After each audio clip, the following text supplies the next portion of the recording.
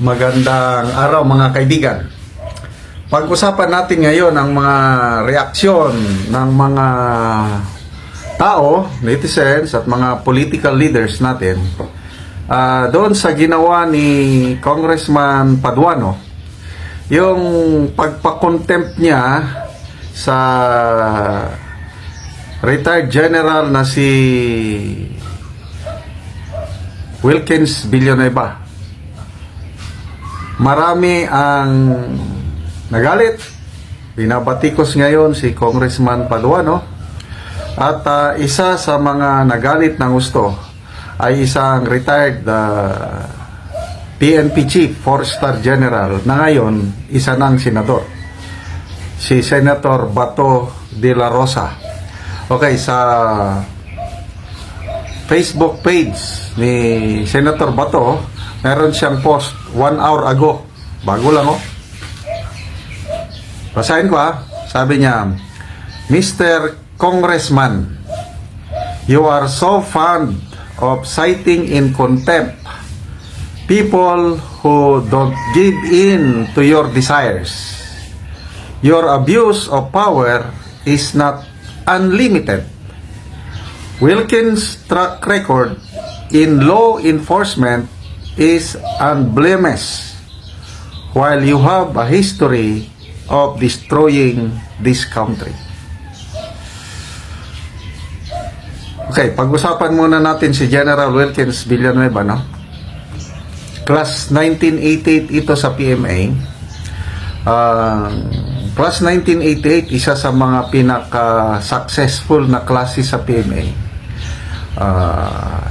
Na-produce nilang Chief of Staff is dalawa, correct me if I'm wrong, ha? Ang si General Faustino na naging Secretary of National Defense nung kauupo ng administrasyong ito. Nag-resign lang siya. At itong si General Andres Centino. I don't know, meron pa bang Class 88 na naging Chief of Staff? So, bibihira yung PME class na makaproduce ng Chief of Staff. Itong Class 88, dalawa. Tapos marami silang mga 3-star generals. So, napabilang si General Wilkins Villanueva sa magaling na klase ng PME. Okay. Hindi ko siya na-meet personally. Hindi ko siya nakasama dahil nasa law enforcement siya. Kaya lang meron akong kaibigan na PME graduate, PME class of 1977, senior. Yung kwento sa akin ng class 77 ito, he speaks well of General Wilkins Villanueva. Kaya it jive, nagtugma yung sinasabi sa akin ng PME class 1977 at sinasabi ni General Bato de la Rosa class 86 na Wilkins' track record in law enforcement is unblemished. Hindi naman siya perfecto, no? Hindi naman siya santo. Kaya lang, overall, maganda po ang serbisyo ni General Wilkins Villanueva. At ako, habang nakikinig ako sa kanyang pagsasalita during Quadcom hearing, napaka-consistent yung sinasabi niya. At tingnan mo, hindi siya natakot, eh. Pinapaamin siya ni Congressman Paduano. Winarningan na siya, eh. I'm giving you last warning. Isa-cite in contempt kita. Are you lying or not? Talagang nandun na yung threat na makontempt siya. To save him, para hindi lang siya makontempt, pwede naman siya, yes, Your Honor, I lied. Dahil hindi siya nakontempt. Kaya lang, yan po ang turo sa kadete, yung sa PMA. At cadet never cheat, never lies. Kung ano yung totoo, yan ang mga PMA. Kaya believe ako dito kay General Wilkins Villanueva. Salute sa kanyang prinsipyo. Okay, ito naman, ano naman itong sinabi ni Senator Bato na while you have a history of destroying this country. Anong history ni Congressman Paduano? Alam na ng lahat.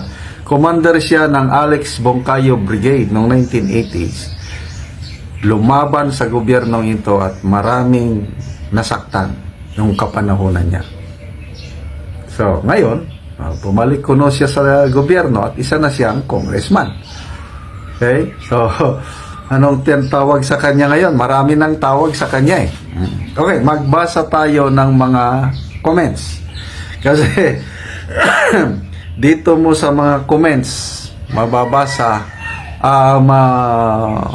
maramdaman ang pulso ng taong bayan. Okay, Maria Amor, sabi niya, true, nabwisit ako nakinig kay Paduano. Kailan na nila matatapos sa kahangalan nila? Sila na ang may power sa lahat. Okay, so, may napanood akong vlog ni Professor Malo Tiquia. Title is, inaabuso na ba ng Kongreso ang kanilang contempt power? Sa CODCOM, 14 na ang na-contempt nila. Pinakalete si General Wilkins Villanueva, 14. Sa Committee on Good Government and Public Accountability is 5. So itong hearings nila for the last 3 months, 19 lahat ang napakulong nila. Ang pinaka controversial yung kay Attorney Zulaika Lopez na kinontempt lang dahil lang sa isang sulat. Tapos dadalhin sa Women's Correctional. Ano ba yun? Convicted na ba si Attorney Lopez? Wala naman eh. Bakit mo ipapasok sa Women's Correctional? Ganun po, ka-powerful itong mga kongresista natin. Adam Alonto, a sad travesty brought about by a weak and spineless leadership. Grigor Mendel Panelo, so sad, what's happening to this country? Di pa ba sapat mga ginawa natin noong 80s? I don't give a damn kung maulit muli. Nung ibig sabihin yung 80s, yung people power siguro, noong 80s.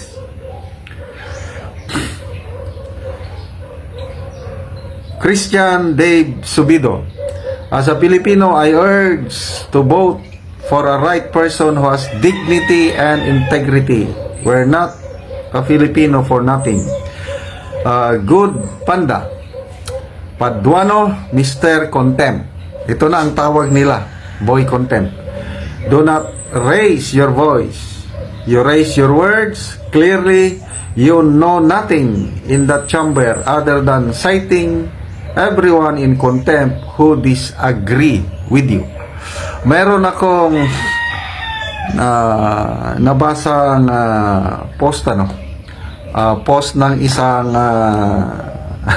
retired police major general. Hanapin ko muna. Ipinost ito ni General De Leon. Hanapin natin. Kasi yung ang ginagawa sa Kongreso, parang expert na sila sa pagdetermine ng pagdetermine ng yung lie detector test. Yan. Sabi ni General De Leon, this is a message to me by a retired police major general. I have his permission to post this but requested me to keep his identity under the alias. Ang alias is the best chief the PNP never had. Okay. Sabi ng police major general na retired, good morning sir. Sabi niya kay General De Leon, a polygraph so-called lie detector test is inadmissible in evidence in court. The PNP and NBI crime labs have this as a forensic tool for investigation but not prepared as evidence for the prosecution.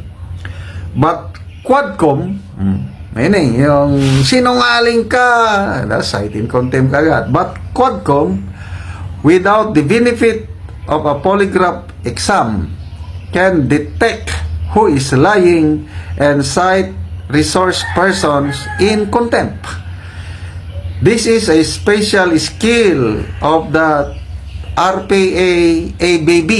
Ito na yung Revolutionaryong Proletariat Alex Bongkayo Brigade Rebel Commander.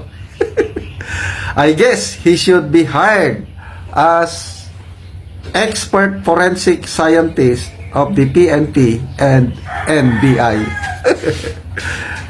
Sino kayo itong Police Major General na ito? Basta, yan na, who are we in power for? What are we in power for? Silang nakaupo, silang may set in content. Kaya lang, bahala na ang taong bayan humusga. History will judge them. Salamat po, Senator Bato.